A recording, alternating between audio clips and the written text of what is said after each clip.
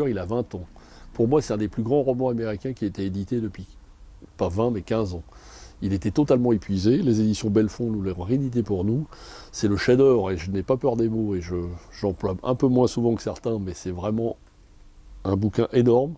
C'est de Mary McGarry Morris, elle n'a jamais fait mieux que ce livre, c'est Mélodie du temps ordinaire. Ça se passe en 1960. Une famille avec des enfants, une femme, un gars qui arrive. Vous êtes exactement, c'est du niveau de Alès d'Éden de Steinbeck, pas moins.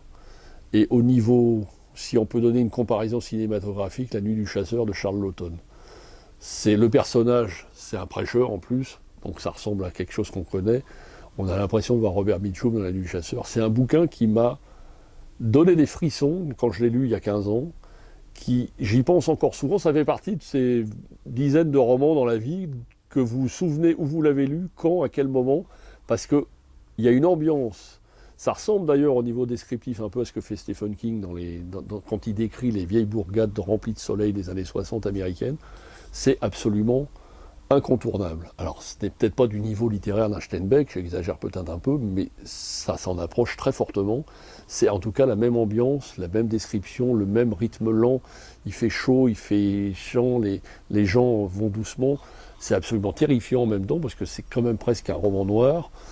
Et c'est un bouquin qu'on n'oublie pas, et je suis absolument ravi, mais alors ravi, qu'il l'ait réédité. S'il y a un roman américain de ces 15 dernières années à lire, c'est celui-là. Ça s'appelle Mélodie du temps ordinaire. La jaquette, ils ont fait un truc superbe.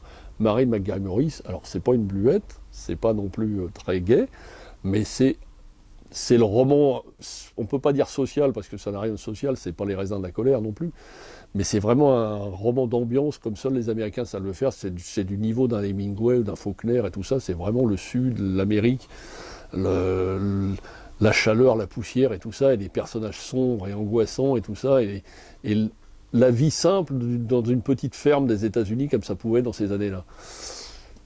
Chef-d'œuvre absolu, vraiment. S'il y a un livre à lire américain dans sa vie, c'est celui-là.